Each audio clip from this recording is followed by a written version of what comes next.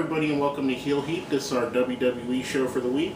My name is George Coles. This is my tag team partner, Kid Cash. Gary Rhodes, everybody. Did you think I was going to call you Diesel? Yeah, Big Daddy Cool. Anyway. Just a bad guy, Chico. You're a little guy, medium guy. Ain't nothing medium about me, Gary. Anyways. Going right into the show, we had Cena cutting a promo, and he was interrupted by the primetime players, well, Darren Young and his uncle. So, pancake, flapjack, something like that. Who cares? It was boring. Yeah, no, which led us into a match with John Cena versus Darren Young. Basically a mirror match. It was a decent opening match. I didn't really have a problem with it too much. If The Rock isn't there to interact with Cena, let's get his part out of the way right off the bat. Exactly. I mean, it seems like even last week and this week it's going to revolve around Punk and Taker. Exactly. Which should be the main event of the show. It should be. Mania, that is. Yes. Then the next match we had was Ryback versus David Otunga. Your normal average Ryback squash match. After the match, Henry starts coming to the ring. Hold on, playa. Teddy Long stops him. He didn't make him go one-on-one with The Undertaker either. And he didn't make it a tag team match, playa. But before we get into that part, the thing with Otunga has the look. He's great on the mic. And he's got decent talent, but they're jobbing this guy out. I mean, he's got star quality with his wife. You know why it is? Why is that? Because he had a successful movie. Your movie has to fail for you to get a good push. Well, that's why Cena's #1. That's why they're pushing Barrett. Oh, God. Anyway, they squished him. Henry comes out. He's stopped by Teddy Long and Vicky Guerrero, and basically they pull Ryback out of the match against Shield at WrestleMania and set up a match versus Mark Henry. We know it's going to happen. We've been looking forward to it. But one thing that happened in this interaction, I'm going to ask you, how are you liking the face Vicky? Is she face? Because she goes back and forth so much that it's confusing at this point. She was pretty much face all last week, and so pretty much most of this week. The interaction she's had. I think the Vicky character has run its course. I'd like to see them maybe stick her with another talent. Her as GM, I don't think is working so well. No. And coming off of that, we had going to be the debut of Fandango. You gotta let the eggs breathe, Gary. Yeah, you do. You gotta let the eggs breathe. Versus the Great Khali. And we actually had a new entrance for Fandango. He made it all the way to the ring, got in the ring, and told Natalie Neidhart to say his name because he knows Khali can't. And she said, Fandango, screw it, go get him, Khali. And then Khali couldn't catch him, of course, and then... Khali couldn't catch me. No. If you were sitting down. Anyways, just getting... I don't know how you're feeling about this whole Fandango thing. I think he's getting more heat for me just because he's not wrestling. I think that's the point of it. But I'm losing interest. Well, I lost interest here, but I gained interest back later on when he was in the segment with Y2J. And if that's what they're building to, I think he's good. I think he's going to be good. He's obviously, when he's on the mic, he's captivating. He's got a good look to him. You know, he looks like a wrestler. You know what I'm saying? But he's like a pretty boy wrestler. And, you know, that's what kind of they need more now. It kind of reminds me of like a Rick Martel. Yeah, or, you know, even like a Lenny and Lodi. I don't see him as a comedy as much as him. That's why I was saying like Rick Martel or or Shawn Michaels when he first came out as the sexy boy with Sherry Martel. Shawn Michaels finally came out? Yeah, we did Playgirl. All these years later. Yeah, so ask his husband. Anyways, I really wasn't impressed with that. He gets Khali out, he makes his paycheck, blah, blah, blah, the end. Next match. R-Truth versus Damian Sandow. That was a decent match. I think they've lost faith in R-Truth's character because he didn't have no big comeback. He doesn't have no big comeback story. He's just kind of out there, kind of like Kofi Kingston is, as a jobber to the stars at this point. Indeed he is. But indeed. The thing is with Sandow, I'm liking more now since they're doing the kind of the split, but you know, half the split. is he's gotten more aggressive, and I like that. He's kind of like the genius Lenny Poffo on steroids, and I like it. Exactly.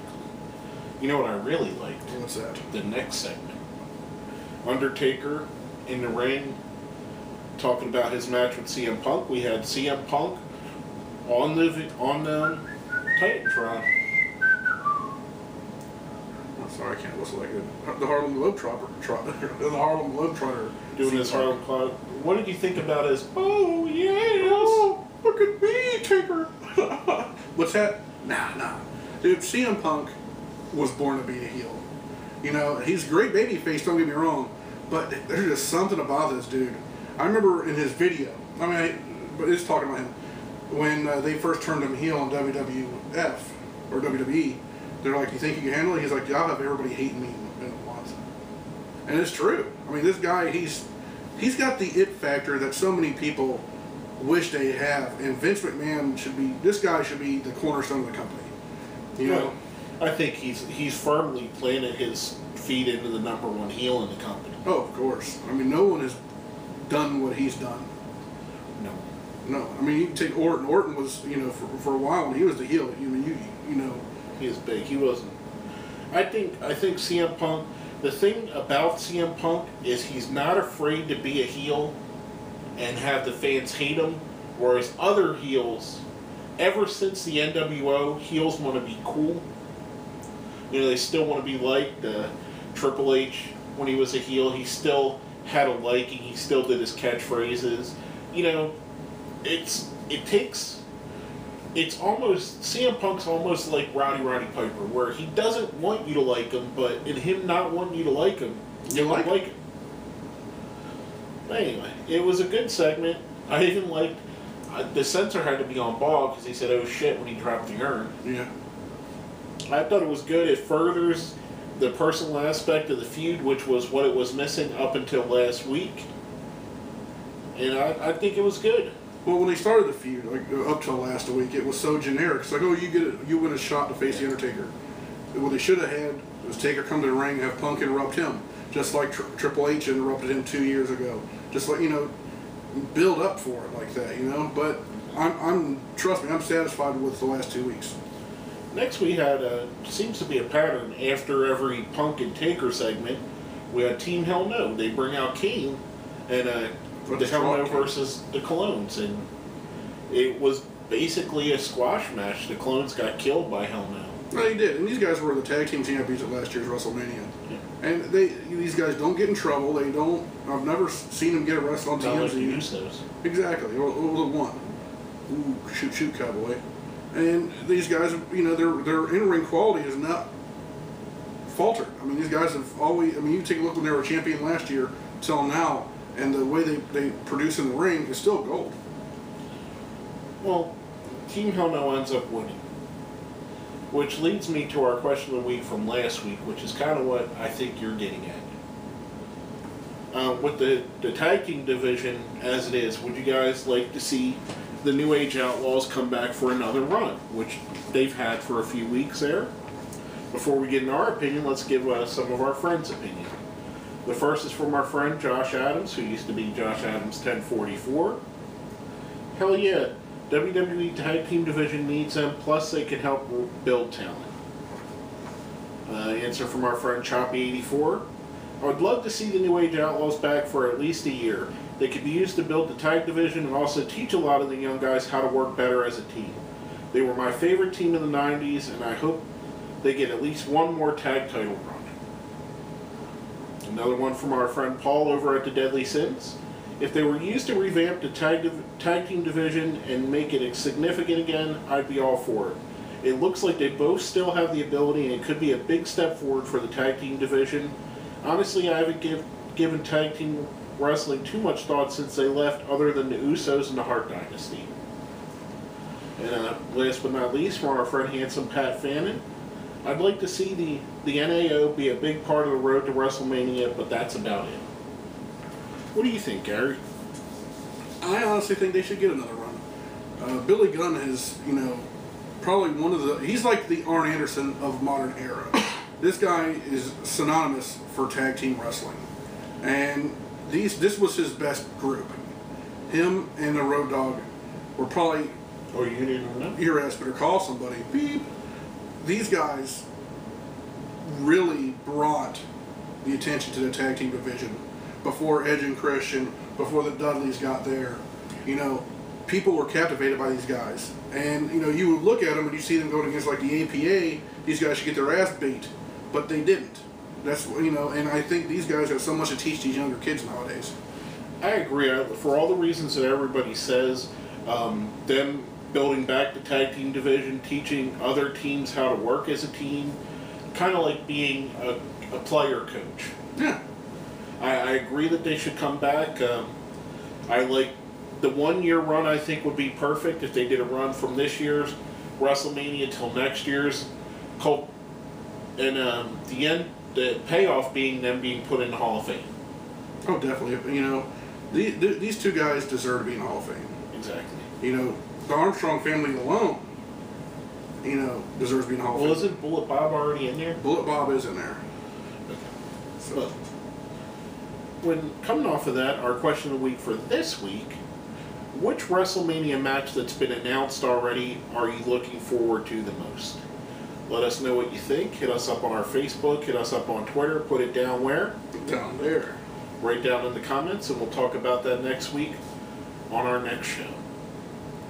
Now, coming back to the show, we had Cody Rhodes versus Alberto Del Rio.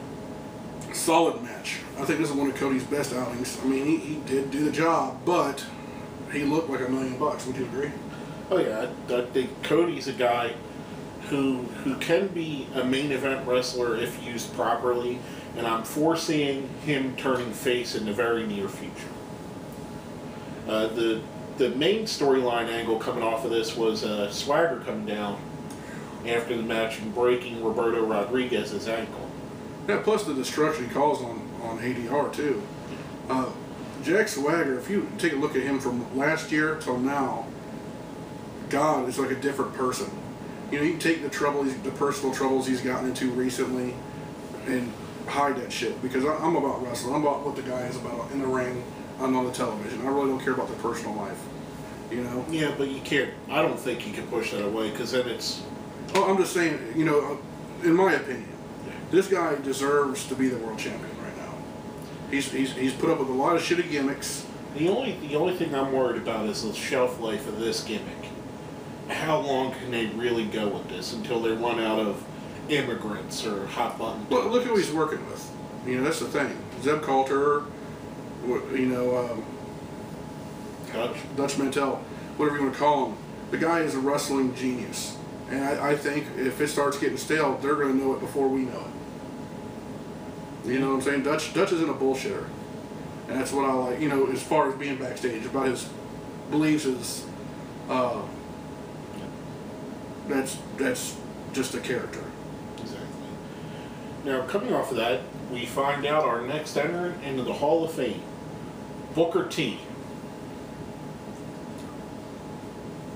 How well do you think this is deserved? Oh, he's definitely a deserving I member think of so the Hall too. of Fame.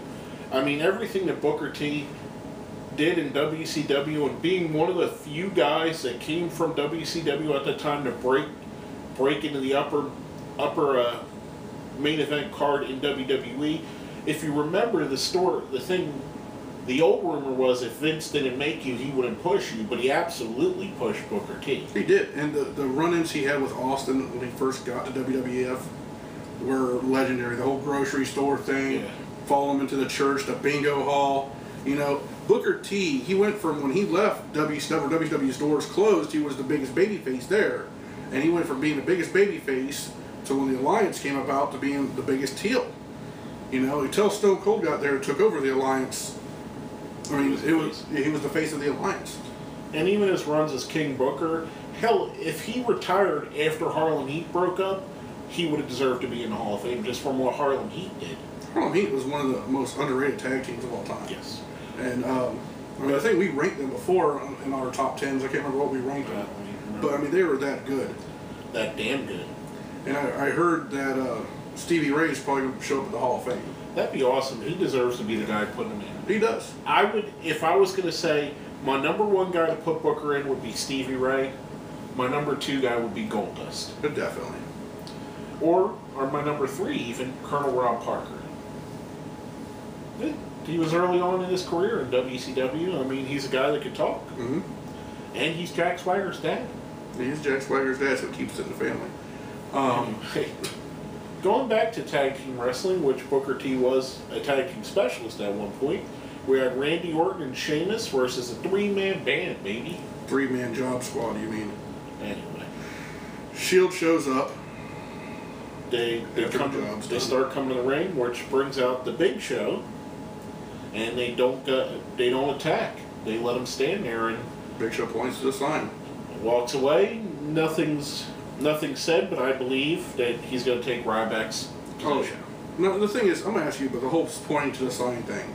Ever since the deal with Taker and Hunter a couple years back, you know, that's it's been since Austin. Austin pointed to the sign. Remember when he couldn't wrestle for the World Championship and then he won at Royal Rumble and he pointed to the sign? He was the first one. Yeah. Well, he's probably not the first one, but he's the one that sticks out. But I mean, right now it just seems like everybody's doing it now. I don't know. It's easy to do. It gets the point across better than saying I want to wrestle you at WrestleMania.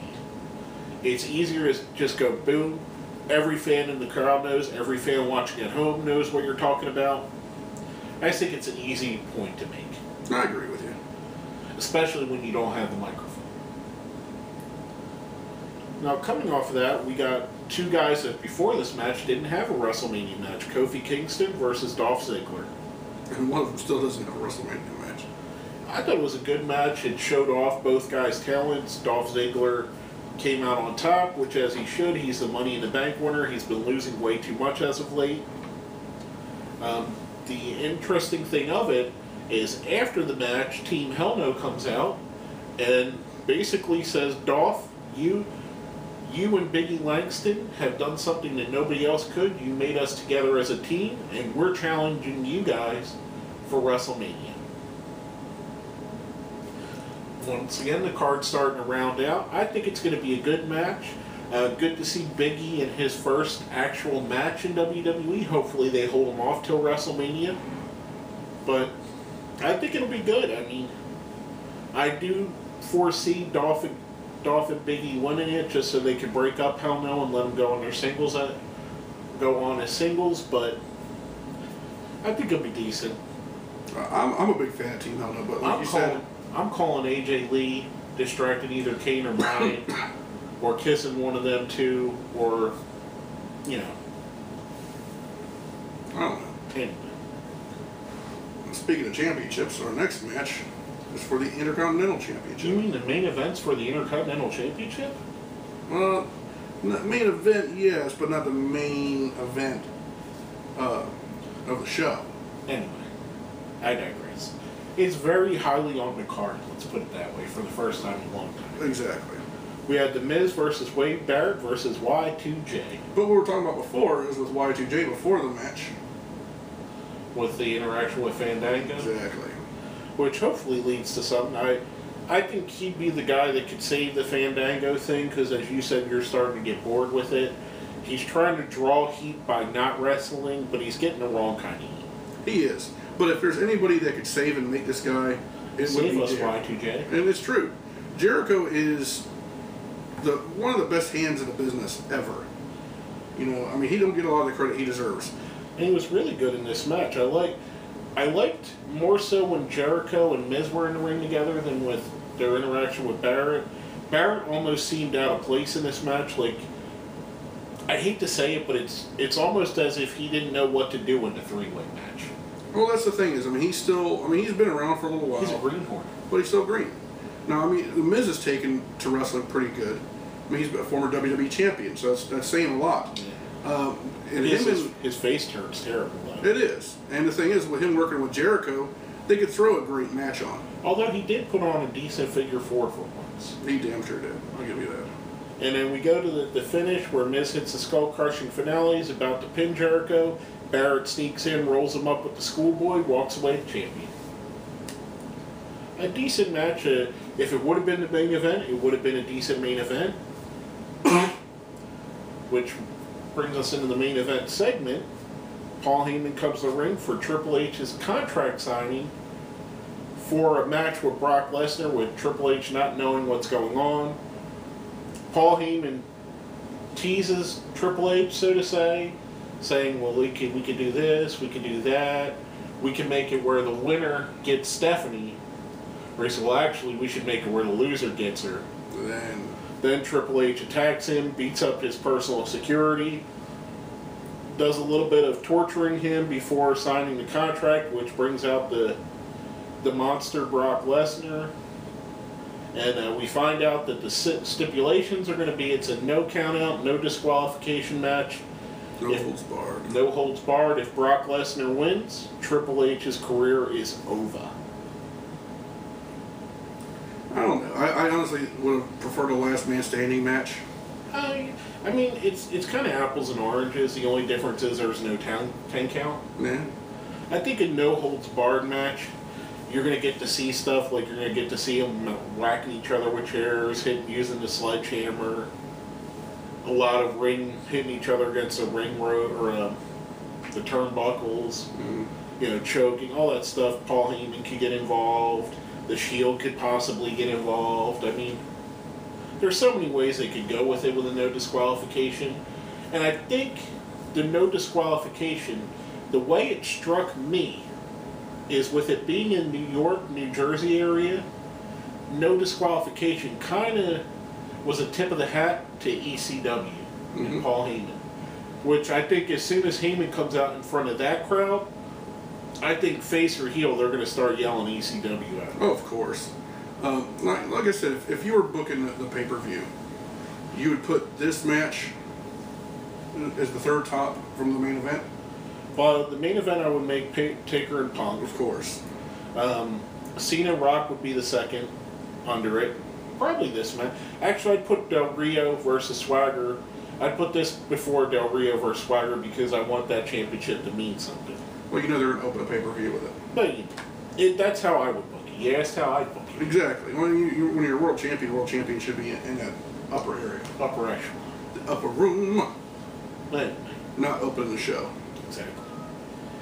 But basically, now, we got a rating system for our show, basically 1 to 5, 5 being the best, 1 being the worst. Goes a little something like this. A 1's a John Cena, a 2's a Big Show, 3's a Sheamus, 4's a Daniel Bryan, 5's a CM Punk. What would you rate the show overall, Gary? Give it a 3, a Sheamus. A lot for nothing. I hate to agree with you, but I agree with you. I think it's a Sheamus as well.